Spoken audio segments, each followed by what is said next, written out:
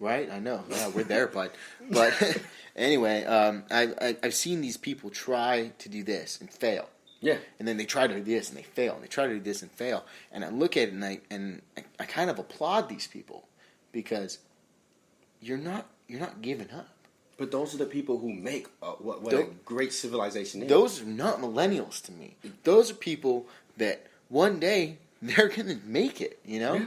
I mean, everybody knows the path to success, it ain't a one-way street. It ain't falling, straight there. Falling, but getting up. Falling 7 times and getting up 8. I wish I could have told you how many times my spirit broke its nose falling down. I do, trust me. But you pick yourself up and you know, and it takes people not to believe or not to give up on people too. You know, like I've never told anybody you can't do something.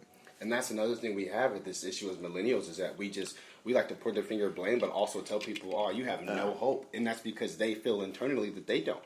Like, where did our sense of self-worth and self-love go? I'm not a psychologist. I don't know if people are telling them that it's their fault when it's not their fault. I don't know, but all I know is it seems more cutthroat out there. Yeah, it seems like if they make a mistake. At anything, it gets broadcast. It won't just get broadcasted, but they'll say this wasn't even my fault. True. Like, I mean, like I can't even give you a good example. I can give you a hyperbole of the scenario. Like, you trip on a shoe and you spill your soup all over the place. Mm-hmm. You blame the person that left their shoe where the shoes clearly go. I mean, like, you know, you're walking in the house and everybody knows to take their shoes off. So the shoes are going to be in front of the house, and you trip over a shoe, you blame that person. Back then, and I hate to sound nostalgic here, but back then nobody blamed anybody. They just went, "Oh man, that was my fuck up." Like the the coffee's too hot for McDonald's. Oh yeah, how many people made millions of dollars off of that? You see the smoke. That's your sign that it's hot. Yeah, and you're the adult. Oh, I got a story for you. It was high school. Yeah. I was, what was I, a junior, senior? I don't know. It was somewhere around there. But anyway, it was my high school year, and this lady was walking into my dad's shop. It had just snowed that year. Mm-hmm. We live in the desert. We don't get any snow. Nobody knows how to act in snow. It's awesome. So it's very funny to watch people drive. But anyway, so this lady's walking up to the shop that I work at, and she slips and falls. Wow. Okay. Well, I know where this is going. Guess what, lady? It's snowing outside. It might be a little cold. Water might freeze. Snow might hit the ground. Walk a little carefully. So she walks inside and she goes, "Well, I just fell. I think I broke my hip." "Really? Because I saw you walk in here." No. My hip's definitely broken. I need an ambulance." "Okay, you should call an ambulance." "No, I want you guys to call an ambulance. I don't want to pay for it."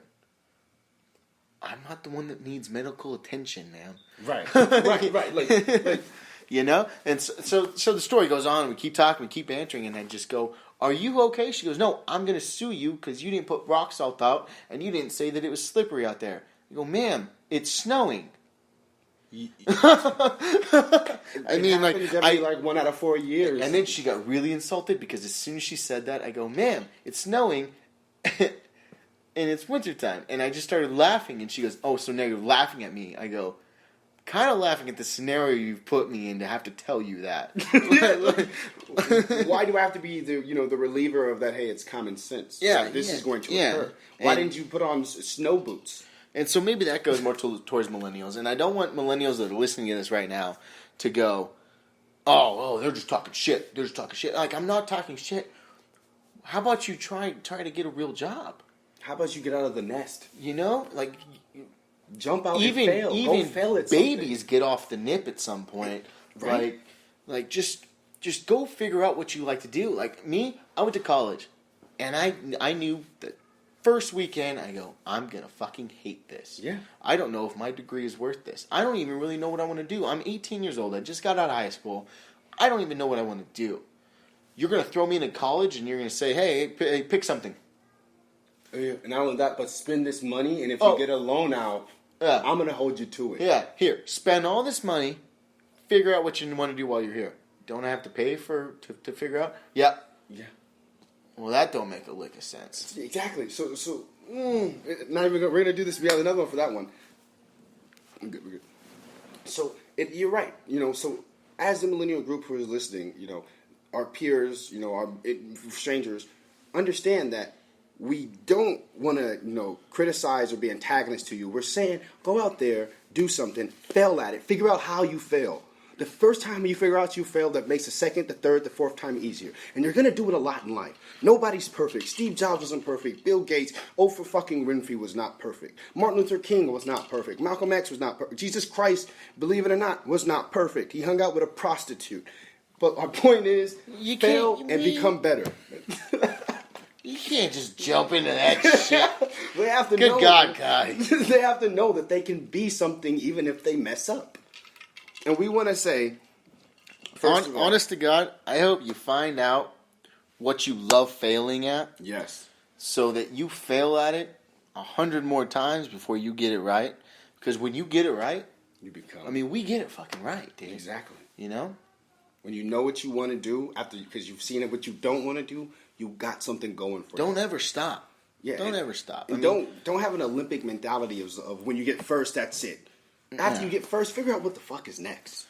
Successful people go and go and go. They never stop. They figure out what kind of tree they can jump on next. And that's it. Yeah. No, just like Ky was saying, never stop. If you hit first, set the bar for the next guy. Set the bar for the next guy. And it's so hard for us to figure out what we want to do, though, Ky. It's so hard because opportunities aren't there. Mm-hmm. They just aren't there.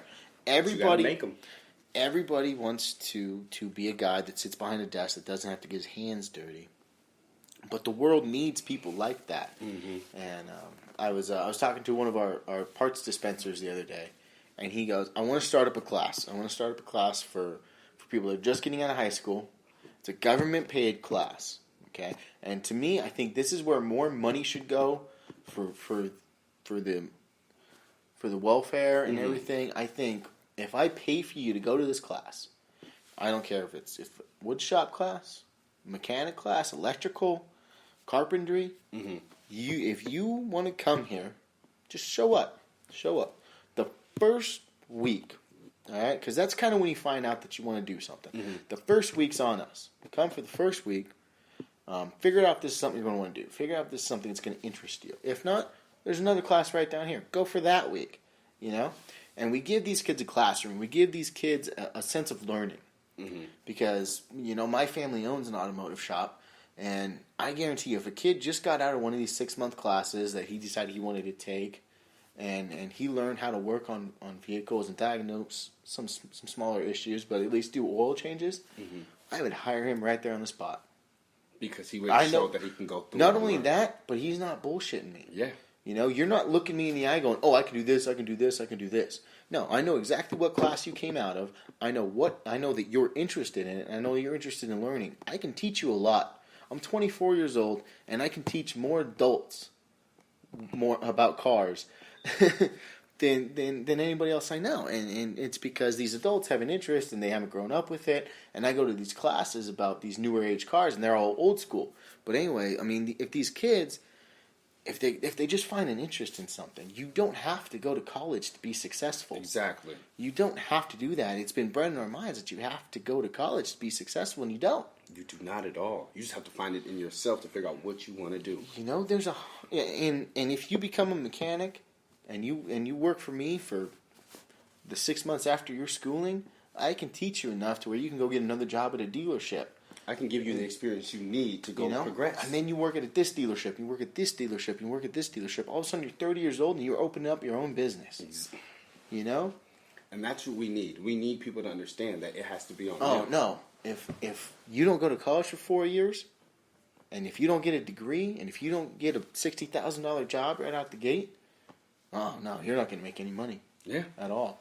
When now you're 30 years old, you own your own business, and now you're making $100,000 a year, as opposed to the $60,000 you can be making. Who's really winning in that scenario? You look at plumbers. You are. You look at plumbers. Plumbers make more money than a lot of people, but then they portray, they put him in the media and all these things. These fat, nasty, ugly dudes who make nothing. Yeah. So who wants to be a plumber? Exactly. Who's gonna pump your fucking shit tank when it's all backed up? Somebody has to. And guess what? The guy with the least education is making more money than you while you're sitting there trying to get a salary of $50,000 a year. Makes And no it's sense. the easiest goddamn job in the world, Jeff. I'm not gonna lie to you. Yeah, I should have been a goddamn plumber. Right? Like, really, we're thinking that military right now. I'm renting a house next to a plumber that owns the 2 houses next to me. Okay. Word. Yeah, man. All right. I'm not bullshitting you. Millennials go be plumbers. That's not my message. If you don't want to dig in shit, don't dig in shit. It's fine. Trust me, this guy worked every day of his life to get make that all money. that Yeah. Oh, Yeah, but man. that's what it takes. You gotta work. You gotta work. You know, I honestly, I can't tell you how bad I want to see 2027. I want to see if there's still mechanics. I want to see if there's still electricians. I still want to see if there's plumbers. Mm-hmm. I want to see who people call and how much these people are charging because they're the last of the samurai. I'm telling you right now, even in HVAC, for me to replace a little piece, it's $100, and that's my pay. That's not even what you're paying the company. Yeah. I get $100 out of this. They get $200 to $300 out of it. Oh yeah. Oh, I know how it goes. I know how it goes. Like, people don't understand. If we don't figure out how to do things ourselves and how to be more, not only with our jobs, but nature, technologically advanced, organically advanced, we're going to be paying people hundreds of thousands of dollars yearly to do the simplest shit, like screw in a light bulb. We pay out billions and millions and trillions of dollars so we can go to Mars. Yeah. What the fuck good is going to Mars? You can't live on Earth. Yeah, like, he's going to ruin that place too. Hey, good news, guys. Earth's dying. We're going to Mars. Can we breathe there yet? No? We'll adapt and overcome. Yeah. So like, it's like, to me, back to the meaning of millennial, the difference between the millennial and the moron is the millennial has understood where he's coming from. Mm-hmm. He understands the value of the dollar. Mm-hmm.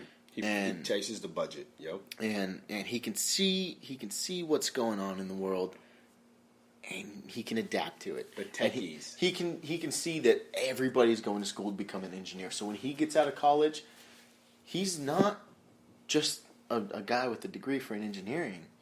He's competing with 150,000 classmates. Exactly. For a job. In a cutthroat society at that. Yeah, in a cutthroat society. And so he adapts and overcomes, and he goes, okay, well look, just got my engineering degree. What makes me better? What makes me better? What makes me happen? Oh, I know what makes this better. I took this class in high school. I took this class in high school. I took this class in middle school. Which is, honestly, middle school is just something to do to get you ready for high school. Yeah, like, middle school was pointless. Yeah. I took all the classes over again in high school. But anyway, topic for another time, yet again. Why education is stupid. Why middle school is pointless. That's why they shortened it to 2 years, didn't they?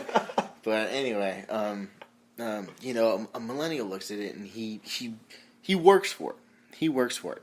He doesn't have his dad write in a letter. He might go to a college professor and say, look, teach, I was here on time every day. I tried to find out. I asked questions every day. Can I get a letter? Yeah. And college professors, I think, just don't give a shit enough. Because I would try to talk to my college professors, and I would see them a year later in the grocery store or something like this. I mean, I asked these quick teachers everything. I stayed after class, and I wanted to know everything that they know, because I wanted to be better than everybody that I know. Mm-hmm. And I'd see them at the grocery store or on the road or something, and I'd go, oh, hey. And they go, oh, who are you? Yeah. I do. You don't even know who I am. You just write a generic letter out there. So, I mean, like, I don't know. It's all fucked out there. But you got to work for it. You got to work for it. Like you said, and piggyback, the millennial feels like he finds his own way. He doesn't let what's breaking him down, or his peers down, get to him. He figures out how to fail. He figures out how to succeed. He takes what the flaws are and makes them his advantages. And that's what we got to do. So absolutely. So in closing, guys, we want to thank you very much for listening to The Dark Roast. Once again, I'm your host, Ky. I'm Barret. I really want to appreciate you guys for listening. Thank you for welcoming me to the show. Can't wait to just shoot the shit with everybody. Yeah. And we want to thank you guys for listening in and waking the fuck up. Have a good one.